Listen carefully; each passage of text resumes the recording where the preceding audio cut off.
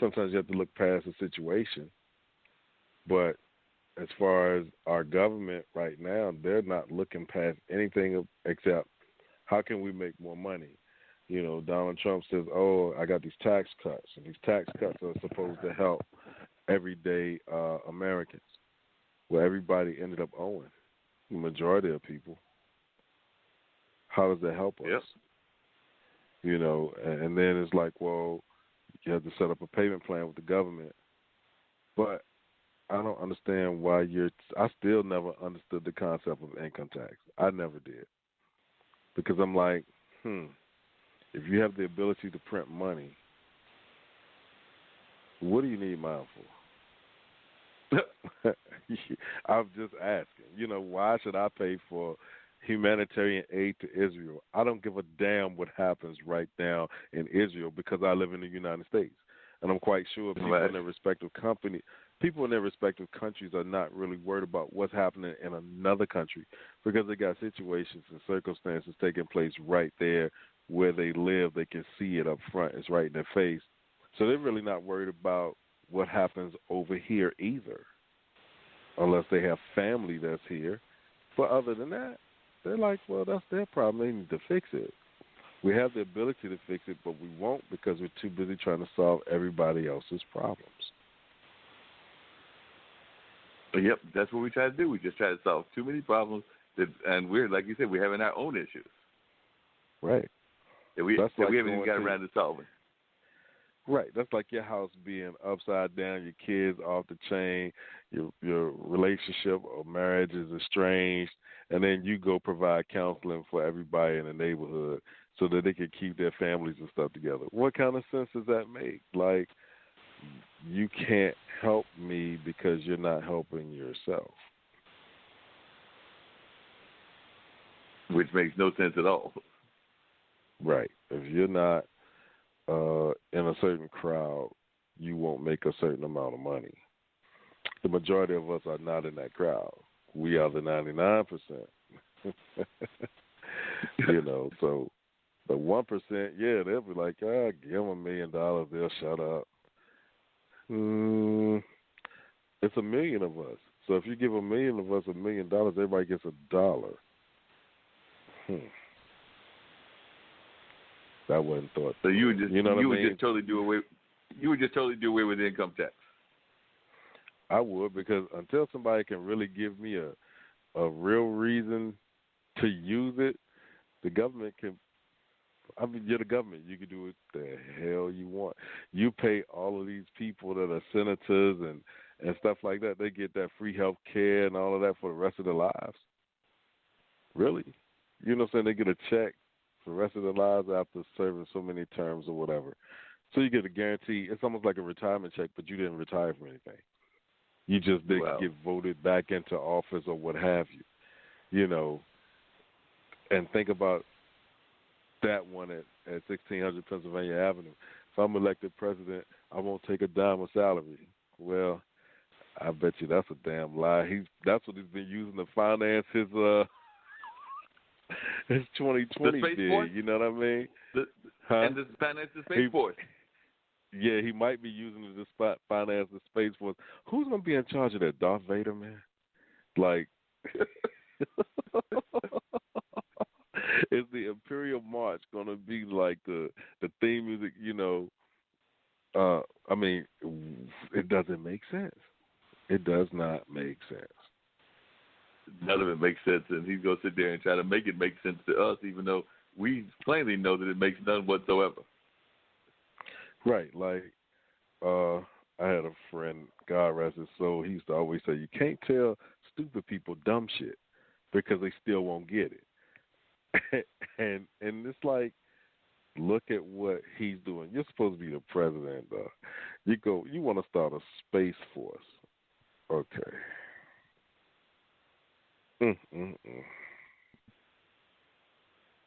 Yeah, that makes sense. I mean, we were already spending too much money on the military we got, so you can only imagine what kind of things he's going to spend on a space force for things that may or may not make it up to wherever he's trying to make it up there in space. It won't make it. You got our troops still in Afghanistan and stuff like that For what? You know what I mean? Like, at this point, why are we still over there? For what reason? I just don't. Maybe I'm dumb. I don't understand it. Makes no sense to me at all. I don't think it makes any sense to anybody. Right. But when you believe that you're doing the right thing, then you end up, with stuff like that. Yep, true. It makes no sense whatsoever. Not at all. Not at all. We'll figure it out one way or the other. We'll figure it out one way or the other. Can we get the Terry dude out said he's of going to call a minute office ago, first, so it's about time for Terry to call. We haven't seen those ring yet from Terry. Wait for him to come on in, huh? Yeah, we're waiting for him to open the door because he said he was going to call in, and I gave him the correct number. I've texted it to him just now, too, so I might have to give him one more call, but we're waiting for that phone to ring so we can talk to Terry at SpokeHub, and he can tell us all about this lovely company that they've got and what they're doing. Okay. It'd be interesting to hear that. Oh, yeah. Do you still have a little bit, because I'm going to make this call one more time, but if you got a little bit of the Terry G interview, which I think I still have listed as Terry G that we've used before just to fill in gaps, which was the young brother from, he was from overseas, from Africa, and he's a musician. But I think that I have it listed as Terry G, so it might be like segments of an interview. But if you can find that and you can put that on, that'll cover part of the time if you can find it. Let's see. It should be under his music. Like if you can see the got like okay, I see interview with Terry G right here. So right. we'll rock that out right there, and we'll be back shortly. All right. Terry? Yes, I'm listening to you. Yes, and I'm listening to you, so we're good to go. So, Terry, this is Mark. So, as I told you before, this is for the interview for Straight Talk with Dean and Mark. So I just need to get a little bit of background on you. So I understand that you are a musician in Paris. So how did you first get started playing music? And tell us a little bit about your background in music and what you're trying to do with your sounds.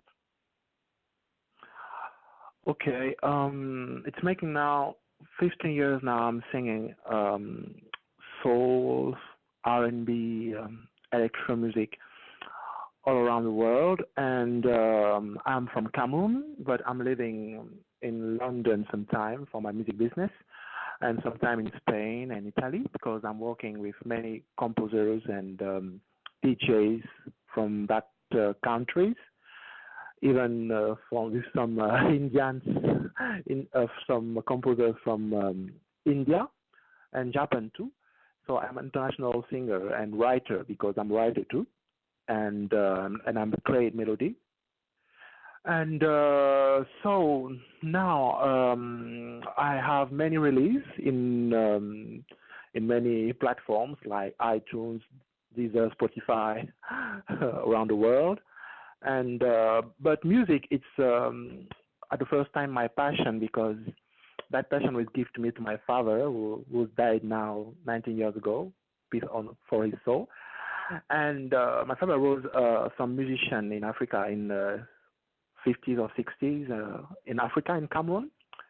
And that passion comes from him because he gave me that that blood, musical blood, you know. And my inspiration come from Motown music like Jackson 5, Aretha Franklin, Otis Redding, Marvin Gaye, Stevie Wonder, you know, all that great artists of the 60s, 70s. So your sound, similar to their sound, so you're trying to bring back the 60s, 70s sound of music, so a little bit more of that soulful kind of sound. Is that what you're going for in your own personal music? Yes, that music is very influenced me for my creation, but I'm very inspired by that music. But I took the best of that music to create my own music, and it's so that I have many people who like my music and my voice is because I have my style and I have some soulful voice, like many people told to me, and some unique color of my voice. Is that make my trademark, you know? Yeah, it definitely sounds like you have a very unique trademark. When I was listening to the music, it sounded really good, and we're actually going to play some after we're done with the interview, so our audience will get to hear some of All right, ladies and gentlemen, we are back, and let's get to the show as soon as all mics are on. Thank you for calling Straight Talk with Dean and Mark. You are now on line. Tell us who you are and where you're calling from.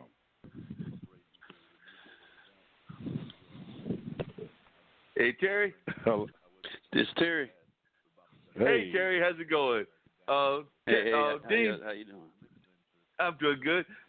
Dean, I first met Terry through a couple of different avenues. I met him through TABJ and a couple of other things. But there's a new app that's out here that's African-American owned called SpokeHub. And I'd like Terry to talk a little bit about what that whole concept is and what they've been doing, because when I first heard about the concept, I think I might have heard it the first time during one of the Black Wall Street events, because they've been doing some great work, and it's definitely involved with augmented reality and other things like that. But I'd like Terry to tell you a little bit about what they've got going on and what they're all about.